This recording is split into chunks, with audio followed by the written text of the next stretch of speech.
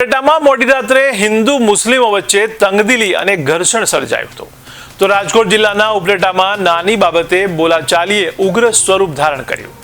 ત્યારે મોબાઈલમાં અપશબ્દો બોલવા જેવી બાબતોને લઈને પર્સનલ મેટરને હિન્દુ મુસ્લિમ કોમવાદ જેવું વાતાવરણ ઊભું કરાતા શહેરમાં તંગદિલીનો માહોલ બન્યો હતો. ત્યારે આ ઉગ્ર તકરારમાં જુબેર મેમણને ગોંધી રાખીને ઢોર મારતા પગમાં ફ્રેક્ચર થયા હતા. ત્યારે મુસ્લિમ યુવકને ઉપલેટા પ્રાથમિક સારવાર બાદ વધુ સારવાર અર્થે જૂનાગઢ રિફર કરવામાં આવ્યો હતો.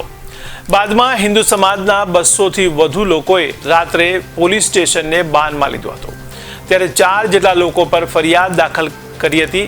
ત્યારબાદ તંગદિલી વધારવા તેમજ માહોલ વધુ ખરાબ કરવાના ઈરાદે મોડી રાત્રે હિન્દુ સમાજના ટોળા દ્વારા મુસ્લિમ વિસ્તાર પંચહાટડી ચોકમાં જઈને શ્રીરામના નારા સાથે રેલી યોજી સમગ્ર મુસ્લિમ સમાજને ભડકાવવાનો પ્રયાસ કર્યો હતો. ત્યારે આ બનાવને લઈને સમગ્ર મુસ્લિમ સમાજના આગેવાનો સવારે એકત્રિત થઈ ઉપલેટા પોલીસ સ્ટેશને રજૂઆત કરવા દોડી ગયા હતા. ત્યારે ઉપલેટા પોલીસ સ્ટેશનમાં પીઆઈ બીઆર પટેલ દ્વારા કાયદો અને વ્યવસ્થા જળવાઈ રહે તે માટે આરોપીઓ ઉપર રાયોટિંગ સહિતના ગુના દાખલ કરી 150થી વધુ લોકો ઉપર ગુનો દાખલ કર્યો હતો.